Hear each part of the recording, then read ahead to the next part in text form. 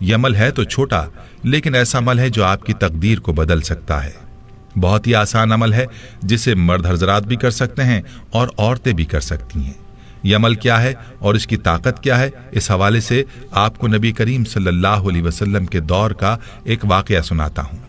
پیارے بھائیوں اور میری بہنوں، آپ نے اس ویڈیو کو بغیر اسکپ کیے دیکھنا ہے تاکہ آپ اس عمل کو اچھی طرح سے سمجھ سکیں۔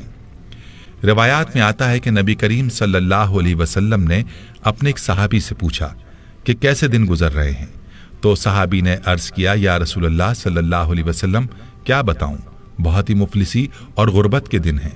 بچپن میں ہی والدین فوت ہو گئے اور زندگی میں تنگیاں ہی دیکھیں، کوئی آسودگی نہیں دیکھی۔ نبی کریم صلی اللہ علیہ وسلم اپنے صحابی سے باتیں کر رہے تھے کہ حضرت جبریل علیہ السلام تشریف لائے اور آپ صلی اللہ علیہ وسلم کو یہ اطلاع دی کہ جس صحابی کے ساتھ آپ بات کر رہے ہیں اس کی زندگی کل ظہر تک ہے۔ نبی کریم صلی اللہ علیہ وسلم کی آنکھوں میں آنسو آ گئے۔ فرمایا، اے میرے صحابی، تیری سب سے بڑی خواہش کیا ہے؟ بتاؤ تاکہ میں تمہاری خواہش پوری کروں۔ صحابی کی آنکھوں میں آنسو آ گئے اور بولا، یا رسول اللہ صلی اللہ علیہ وسلم، میں نے زندگی میں کبھی میٹھا نہیں کھایا اور میری خواہش ہے کہ میں زندگی میں میٹھا کھاؤں، اور دوسری خواہش یہ کہ مجھے زندگی میں نیک بیوی مل جائے تاکہ اس کے ساتھ آسودگی سے زندگی گزاروں۔ نبی کریم صلی اللہ علیہ وسلم نے حضرت ابوبکر، عمر اور حضرت علی رضی اللہ عنہم کو بلایا اور اس شخص سے پوچھا، کیا تمہاری نظر میں کوئی رشتہ ہے؟ تو اس نوجوان نے کہا، میرے چچا کی بیٹی ہے جو خوبصورت بھی ہے اور نیک بھی، لیکن میری غربت کی وجہ سے وہ مجھے نہیں پوچھتے۔ تو نبی صلی اللہ علیہ وسلم نے اس کے چچا کو بلایا اور فرمایا کہ تم اپنی بیٹی کا رشتہ اس صحابی کو دے دو جو تمہارا بھتیجا ہے، اور فرمایا کہ میں نے اس کا نکاح تمہاری بیٹی کے ساتھ کر دیا ہے۔ اب اللہ کے نبی صلی اللہ علیہ وسلم نے صحابی سے کہہ کر اس صحابی کو شادی کا انتظام کروایا اور حضرت ابوبکر صدیق رضی اللہ عنہ سے فرمایا کہ اس کے لیے میٹھا پکوائیں تاکہ صحابی کی میٹھے کی خواہش بھی پوری ہو سکے۔ یوں صحابی کی شادی ہو گئی۔ اس صحابی نے اپنا مکان پیش کیا، وہ صحابی اپنی دلہن کے ساتھ اس گھر میں چلے گئے، ان کو ضروری سامان بھی دے دیا گیا اور میٹھا بھی ان کے لیے پیش کیا گیا۔ اللہ کے نبی صلی اللہ علیہ وسلم نے ایک صحابی سے کہا، ظہر سے عصر تک اس گھر کے ارد گرد رہیں، اور جیسے ہی رونے کی آواز سنائی دے تو آپ صلی اللہ علیہ وسلم کو اطلاع دیں۔ وہ صحابی وہاں موجود رہے، لیکن کوئی رونے کی آواز نہ آئی، بلکہ خوشی اور ہنسنے کی آوازیں ہی سنائی دیں۔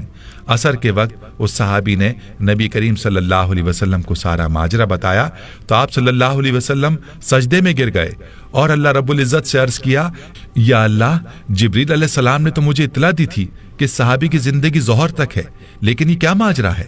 تو غیب سے آواز آئی، اے میرے حبیب، تقدیر میں یہی تھا کہ اس کی زندگی ظہر کے وقت تک تھی، لیکن جب آپ نے اس کی شادی کی اور اس کی خواہش پوری کرنے کے لیے اس کے لیے میٹھا بھی بھیجا تو رات کو یہ صحابی کھانا کھانے کے لیے اپنی بیوی کے ساتھ بیٹھا، ابھی کھانا کھایا ہی نہیں تھا کہ دروازے پر فقیر نے آواز لگائی کہ میں بھوکا ہوں، اللہ کے نام پر کچھ دے دو۔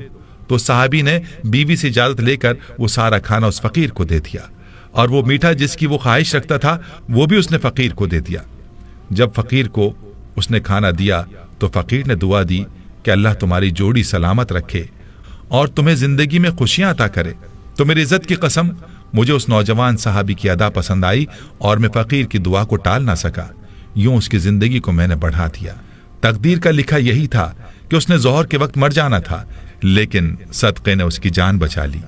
پیارے بھائیوں اور میری بہنوں، یاد رہے کہ صدقے میں اور دعا میں اللہ نے بڑی طاقت رکھی ہے۔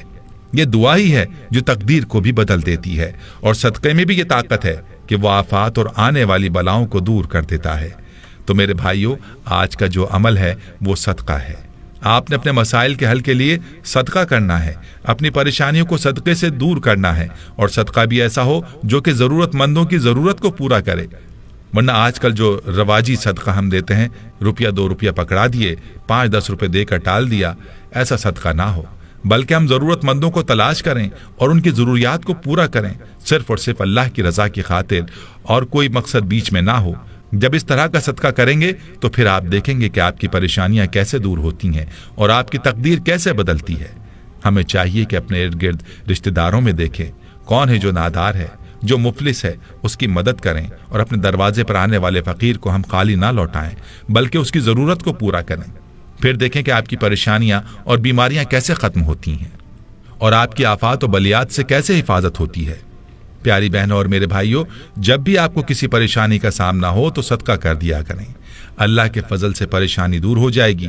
यहाँ आपको सदक़े के चंद फजाइल बताता हूँ, जरूर मुलाहिज़ा कीजिएगा। याद रहे कि सदका अल्लाह ताला के गुस्से को दूर करता है और बुरी मौत से बचाता है।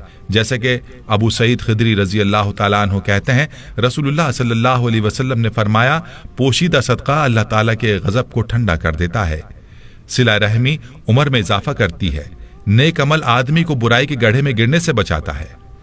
रवा बैहक़ी।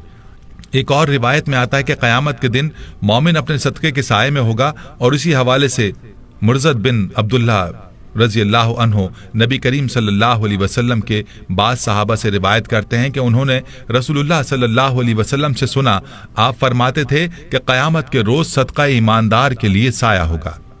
रवा अहमद। और याद रहे कि मामूली चीज का सदका भी आग से बचा सकता है, जैसा कि पहले भी जिक्र किया गया कि एक खजूर भी अगर इखलास के साथ अल्लाह की राह में दे दी जाए तो उसका अजर भी पहाड़ जितना होगा।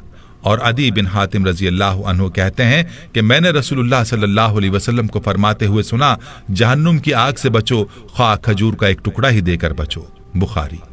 दोस्तों, मालूम हुआ कि अल्लाह की राह में दी हुई एक खजूर भी इंसान को जहन्नुम की आग से बचा सकती है।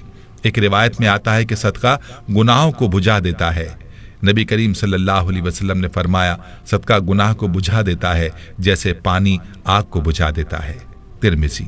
दोस्तों, सदका देने का फायदा ऐसा है जो दूसरों से बढ़कर है। खुद ही सोच लीजिए कि पानी किस तेजी से आग को बुझाने का काम करता है, और सदक़े की मिसाल भी इसी तरह से है कि गुनाहों की आग को ऐसे ही बुझाता है, यानी मिटाता है जैसे पानी आग को। दोस्तों, एक बात याद रहे कि मुतादिद आयात और रिवायात से ये बात मालूम होती है कि सदका देने से माल कम नहीं होता। और इसी बारे में हज़रत अबू हुरैरा रज़ी अल्लाह ताला अन्हु कहते हैं कि रसूलुल्लाह सल्लल्लाहु अलैहि वसल्लम ने फरमाया, सदका देने से माल कम नहीं होता, मुआफ़ करने से अल्लाह इज्जत बढ़ाता है और आजिज़ी इख्तियार करने पर अल्लाह मर्तबा अता फरमाता है।